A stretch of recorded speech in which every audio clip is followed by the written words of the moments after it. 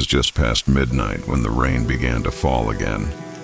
The streets were quiet, the city asleep, and everything shimmered under the soft glow of the streetlights. I walked slowly, hands in my pockets, my thoughts wandering like the drops running down my umbrella. That's when I saw her, standing under a flickering lamp at the corner of the street. Her white dress moved with the breeze and her hair glistened with rain. There was something about her that made me stop. Something that felt familiar but impossible to explain. She looked up, her eyes meeting mine, calm and steady. Then she smiled, a small, mysterious smile, and said, "You're late." I didn't know what to say. My heart skipped a beat, and before I could speak, she turned and started walking toward the old park at the end of the road. That park had been closed for years, but I followed anyway, drawn by something I couldn't understand. When I reached the park, the gates were half open, creaking in the wind. The swings were rusted, the grass heavy with dew, and there she was again, sitting on one of the swings, gently swaying back and forth. I hesitated, then walked closer. She looked at me with a soft smile and said, "You came." I nodded slowly and sat down beside her. For a few moments, neither of us spoke. The rain had slowed to a drizzle, and the moon shone faintly through thin clouds. Finally, I said, "I'm Aiden."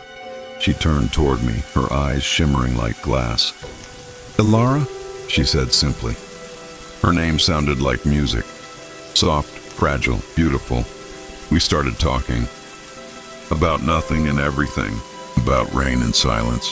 About how sometimes it feels like the world forgets to breathe at night. Her voice was calm and slow, like she was remembering something from a dream. I asked her why she was out so late. She looked down at the wet ground, then said quietly, "I come here to wait." "For who?" I asked, but she didn't answer right away. Instead, she looked up at the sky. "Someone I used to know," she whispered. Her eyes looked far away, almost glowing in the moonlight. "Do you believe that souls can meet again, even after they've been lost?" I didn't know how to respond, but something in my chest tightened. I nodded. She smiled softly, like she already knew my answer. We talked for what felt like hours. The more she spoke, the more I felt like I knew her, not just from this night, but from somewhere before. Her laugh was warm but carried sadness, like every sound had a memory behind it. I told her she seemed familiar. She tilted her head and said, "Maybe that's because we've met before, Aiden, just not in this life." The words sent a chill through me.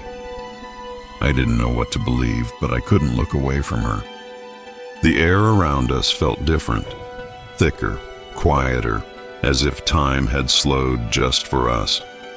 Then, without warning, a flash of lightning lit up the park, and for a moment, I could see right through her. My heart raced. She looked at me and smiled gently. "Don't be afraid," she said. "Not everything real can be seen." When the rain stopped, the silence grew heavy. I wanted to ask her who she really was, but she stood up from the swing and walked toward the park gate. I followed, but before I reached her, she turned and whispered, "Goodbye, or maybe, see you again." Then she was gone. I ran after her, but the street was empty. The only thing left was the soft echo of her footsteps and the quiet hum of the night. The next evening, I went back to the park. I told myself it was foolish, that she was just a dream. But when I arrived, she was there. Same dress, same smile, sitting on the same swing. "You came back," she said. I laughed nervously. "I wasn't sure you were real." She smiled. "Does it matter?" From that night on, we met every midnight. Sometimes we talked for hours. Sometimes we sat in silence, just listening to the wind. Each night she seemed more real, yet more fragile. I could feel her warmth, but her reflection in puddles always looked a little blurred, like the rain itself was holding her together. One night, as the moonlight touched her face, she said quietly, "Aiden, I've waited for you for so long." My chest tightened. "What do you mean?" I asked. Her eyes filled with tears. "You promised me once," she said. "You promised you'd come back." The wind grew still. Somewhere deep inside, I felt something awaken. A memory I didn't recognize, but somehow knew was mine. "Maybe I did," I said softly. She smiled through her tears. "Then you kept your promise." She reached for my hand, and for the first time I felt warmth. Real warmth. Her fingers trembled slightly in mine. "I don't have much time left," she said. "When the morning comes, I'll have to go." I shook my head. "No," I whispered. "Stay." But she just smiled. "Love doesn't stay, Aiden. It moves. It changes, but it never disappears." As the first light of dawn touched the horizon, her hand began to fade. "Elara!" I cried, gripping tighter, but all I held was the empty air.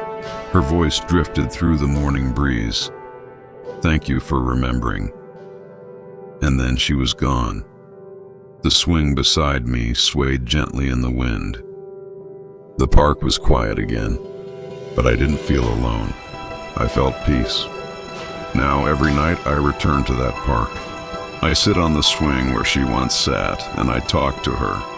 Sometimes when the air is still, I swear I hear her laugh. Sometimes I feel her presence beside me, as real as the night itself. And sometimes, when the rain falls just right, I see her reflection in the puddles, smiling at me the way she did that first night. I've come to understand something. Elara wasn't a ghost. She wasn't a dream. She was love, unfinished, patient, and eternal. Love that waited for me across time, across silence, across lifetimes. Now I know that love doesn't vanish when people do. It lingers, in places, in memories, in moments when the world feels still. It's there in the sound of rain, in the whisper of wind, in the glow of the moon. It's there every time I close my eyes and whisper her name, Elara, the girl who taught me that even in the quietest midnight, love is never truly gone. It just finds a new way to return, again and again and again.